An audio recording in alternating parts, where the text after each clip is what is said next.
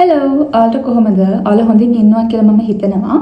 ඉතින් අද අපිට දවසම රිහර්සල් තිබිලා දැන් තමයි හොටෙල් එකට ආවිල්ලා ඩිනර් අරගෙන මේ කාමරයට ආවේ වැදගත් පණිවිඩයක් ඔයාලට කියන්න.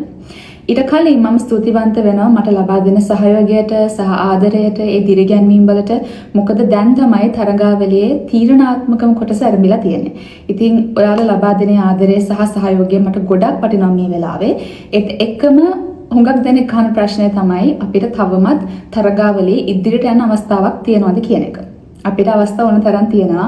ඒ අවස්ථාව ගන්න කොහොමද? එතනට අපි යන්නේ කොහොමද? ඒකට කොහොමද ඔයාලගේ සහයෝගය අවශ්‍ය වෙන්නේ කියලා කියන්න තමයි මම ආවේ. මම ඔක්කොටම කලින් කියලා ඉන්නම් මිස් වර්ල්ඩ් තරගාවලියේ ප්ලේස්මන්ට්ස් හදන්නේ කොහොමද කියලා. මම හිතනවා ඒක කියලා පටන් ගත්තොත් ඔයාලට අදහසක් තියෙයි කොහොමද උදව් කරන්න ඕනේ, ඊට පස්සේ මොකක්ද වෙන්නේ කියන එක. 2025 තරඟාවලියේ තරඟකාරණියන් ඉන්නවා 108 දෙනෙක්. එතකොට දීර්ඝ කාලීනව ගත්තම මේ තරඟාවලියේ මිස් වර්ල්ඩ් තරඟාවලියේ තරඟකාරණියන් යාලා මහද්වීප 4කට බෙදෙනවා. ඒ 4 තමයි ඇමරිකා සහ කැරිබියන්, ඊට පස්සේ යුරෝපය, ඊට පස්සේ ඉන්නවා ඇෆ්‍රිකා and then ඒෂියා සහ ඕෂියානියා. එතකොට මේ විදිහට 4කට බෙදලා කියන්නේ ඇමරිකා සහ කැරිබියන් එකක්, ඇෆ්‍රිකා එකක්, යුරෝප එකක්, ඒෂියා සහ ඕෂියානියා එකක්. එතකොට මේ විදිහට කණ්ඩායම් 4කට බෙදලා තමයි එයාලා ඒ තෝරා ගැනීමේ කටයුතු සිදු කරන්නේ.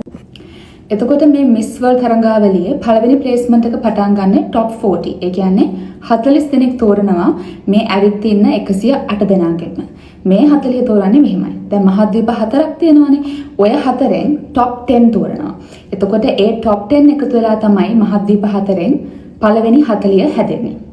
ඊට පස්සේ අපි යනවා top 20. ඒ කියන්නේ අර 40න් භාගයක්ම කැඩිලා 20ක් එනවා. මේ 20 හදන්නේ ඒ අර ගත්ත top 10 ඉන්නවනේ.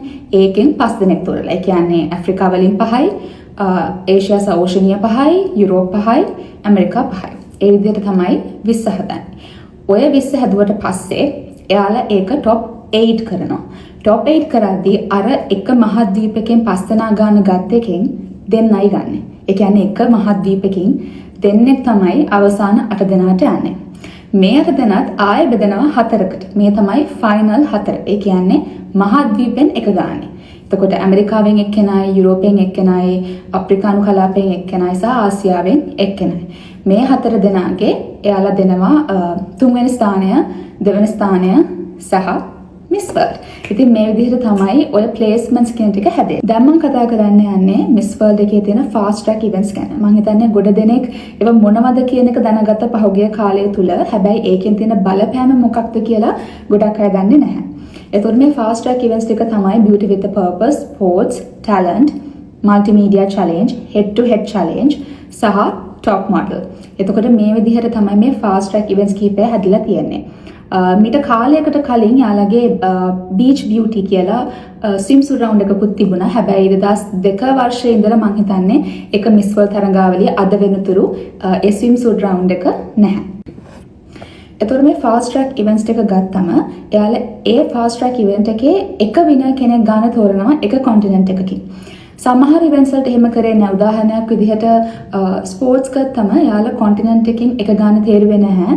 එතනදී කරේ ඕවරෝල් ඔක්කොටම තරම් කරන්න දීලා 1 2 3 තේරුවා. එතකොට මේකේ විනර් ඉන්නවනේ. මේ විනර්ට අවස්ථාවක් ලැබෙනවා ඔටෝමැටිකලි top 40 යන්න. එයාගේ කොන්ටිනන්ට් එකේ. මම කලින් කිව්වේ එක කොන්ටිනන්ට් එකකින් 10 දෙනෙක් තෝරනවා කියලා.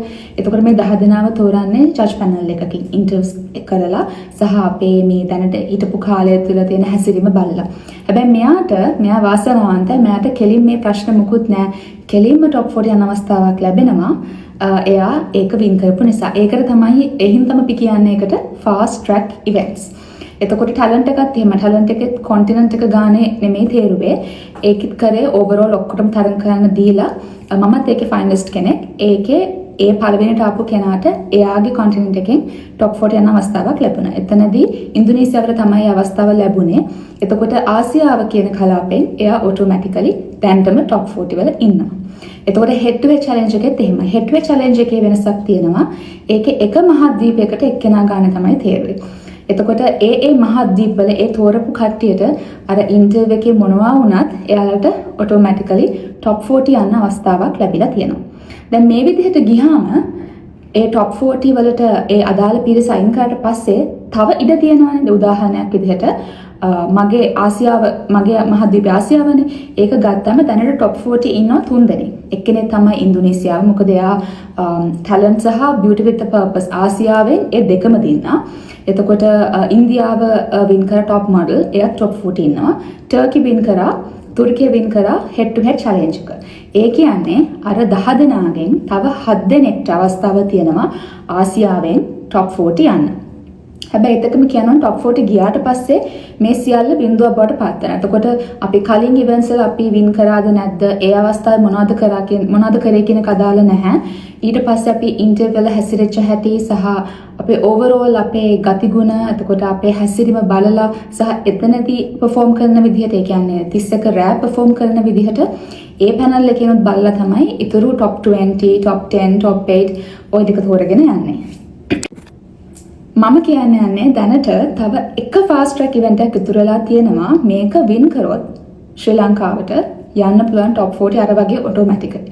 ඒ කියන්නේ මට 31 රෑ වෙනකන් ඒ stage එකේ එතනට යනකන් ඉන්න ඕනේ නැහැ. මම top 40 ඉන්නවද නැද්ද කියලා දැනගන්න. මම ඒක දිනනවා කියන්නේ මම automatically top 40 යනවා. දැන් මම ඒක කොහොමද කරන්න කියලා කියන්න තමයි ආවේ. දැන් මේ multimedia challenge එකේදී අපිට use කරන්න තියෙනවා Miss World app එක.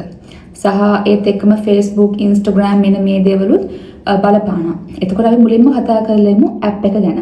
දැන් app එකේ හැමෝටම තියෙන ප්‍රශ්න තමයි follow කරන්න බෑ. error එකක් එනවා, එහෙම නැත්නම් block වෙනවා. මම ඒක ගැන මේ සංවිධානයත් එක්ක කතා කරාම දැනගන්න ලැබුණේ අර 10000කට ආවට පස්සේ එතනින් එහාට limit එක ඉවරයි. එතනින් එහාට follow කරන්න බෑ. මම හිතන්නේ app එකේ හදලා තියෙන විදිහ වෙන්නේ නැති කියලා මම හිතනවා. හැබැයි කලබල වෙන්න එපා. මොකද මට දැනගන්න මම කතා කරා සංවිධානයට මොකක්ද ඒකට කරන්න පුළුවන්. ඒකෙන් මට ප්‍රශ්නයක් වෙයිද? එතකොට එයාලා කිව්වේ app එකකින් බලලා නෙමෙයි විනව තෝරන්නේ. ඒ කියන්නේ app එකේ leader board එකක් යනවානේ. මේකේ පළවෙනියා වුණා කියලා එයා multimedia winner බවට පත් වෙන්නේ නැහැ. මෙතනදී යාලා බලන්නේ අපි මොනවද තෙලඟනා ප්‍රොමෝට් කරන්න කරලා තියෙන්නේ. එතකොට අපේ රටේ මිනිස්සු කොහොමද මට සහයෝගය දක්වන්නේ? එතකොට මට රටේ මිනිස්සුන්ගෙන් තියෙන හොඳ සහයෝගයක්ද? ඒ කියන්නේ positive attitude එකක් තියෙනවාද? එතකොට මම රටේ මිනිස්සු මේකට උනන්දු කරලා තියෙනවා. දැන් අවුරුදු ගාණක් අපේ pageant country එකක් විදිහට අපි කිව්වට අපි pageants වලට මිනිස්සු යවලා තිබුණාට අපිට ලොකු සහයෝගයක් කලින් ලැබිලා තිබුණේ නැහැ. හැබැයි අපිට ඒක දැන් දකින්න ලැබෙනවා. ඉතින් මම හරිම සතුටු වෙනවා ඒක ගැන. ඉතින් මම හරි කැමතියි Miss World සංවිධානයටත් ඒක දකින්න ලැබෙන්න තියෙනවා නම් ඒක හරි ලොකු දෙයක් විශේෂයෙන්ම ලංකාව වගේ රටකින්. මොකද මට international fan pages වලින් messages එනවා පළවෙනි වතාවට ඉතිහාසයේ පළවෙනි වතාවට මේ වගේ පුංචි රටකින් Miss World එකේ multimedia challenge එකට ඔන්න මෙන්න ඉන්නවා කියන එක කවදාවත් එයාලා දැකලා නැති දෙයක් කියලා. ඉතින් මෙතනදී ඔයාලා බය වෙන්න එපා Miss World app එකේ leader board එකේ ප්‍රශ්න ගැන වැඩි හිතන්න එපා. හැබැයි එහෙම කියලා වැඩි අතාරින්නත් එපා. අපි පුළුවන් තරම් උත්සාහ කරමු. මට කියන්න තියෙන්නේ follow කරන්න බැරි වුණත් මගේ comments වලට කියන්නේ post එකට comments දාන්න, likes දාන්න, engage වෙන්න පුළුවන් comments වලට like කරන්න. එතකොට ඔයාලට පුළුවන් මගේ Miss World app එකේ තියෙන එදාන post share කරන්න. එයාලට comment කරන්න පුළුවන්. එතකොට ඉතින් ওই විදිහට කරගෙන ගියොත් මම හිතනවා අපිට යම් කිසි තැනකට එන්න පුළුවන් app එකේ කියලා. ඊට අමතරව Facebook, Instagram දෙකෙත් පුළුවන් තරම් ඔයාලා engage වෙන්න සහ positive comments දෙන්න. ඒ කියන්නේ මම හිතන කලින් මේ ගැන කතා කරලා තියෙනවා. තෙලඟනා, ඉන්දියා කියන්නේ අපිට නුහුරු රටවල් නෙමෙයි. ඇත්තටම දැනටත් මම මෙහෙ ඉද්දි මට හිතෙනවා ගෙදර ඉන්නවා වගේ කියලා. ඉතින් මම හිතන්නේ මේ විදිහට positivity එක promote කරන්න පුළුවන් නම් ලොකු දෙයක්. ඉතින් මම හිතනවා මේ විදිහට ගියොත් ලංකාවට multimedia challenge එක දිනා ගන්න එක එච්චර අමාරු දෙයක් වෙන එකක් නැහැ. සහ මේක සිකුරාදා දවසින් ඉවර වෙනවා. එතකොට ෆිනාල් එකට කලින් දවසේ අපිට ජයග්‍රාහකයා කවුද කියන එකත් දැනගන්න ලැබෙනවා. ඉතින් මම හිතනවා ජයග්‍රාහකයා ශ්‍රී ලංකාව වෙයි කියලා. මම කලින් කිව්වා වගේ මේක අනුදි ගුණසේකර දිනවන්නවත් අනුදි ගුණසේකර multimedia challenge එකේ විනර් කරන්නවත් නෙමෙයි මට ඕනේ ලංකාව විනර් කරන්න. ඉතින් මම ඔයාලගේ සහයෝගය ඉදිරියට බලාපොරොත්තු වෙනවා මේ විදිහටම ලැබෙයි කියලා. බොහොම ස්තුතියි.